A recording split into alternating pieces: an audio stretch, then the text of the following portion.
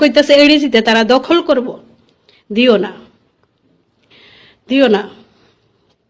তোমরা এডিসির মানুষের মধ্যে দলমত থাকতেই পারে, দলের মধ্যে মতের বিরোধিতা থাকতেই পারে, কিন্তু তোমরা যে একতার লেগে তোমরা আদিবাসীরা যে বিখ্যাত, ওই একতাটা তোমরা যতটুকু ভাঙ্গে লাইছো 2018-তে, অহন আর ভাঙ্গো না।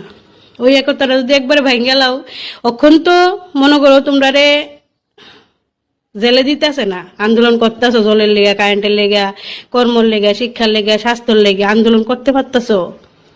কদিন পরে যখন তোমরা 100% জুমলা মাইটিরে দিয়া লাইবা তোমরা এলাকাটা, তখন এই আন্দোলনটাও করতে পারত না, মুখ খুললেই জেলে ঢেলে দিব সোনম ওয়াংচুকের মতো।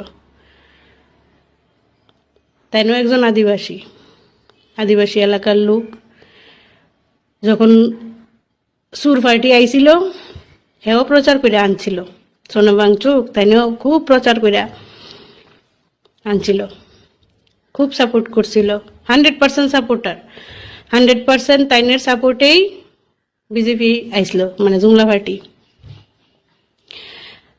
আয়াশাই রেকিতা করছে, কোনো প্রতিশ্রুতি রাখছে না।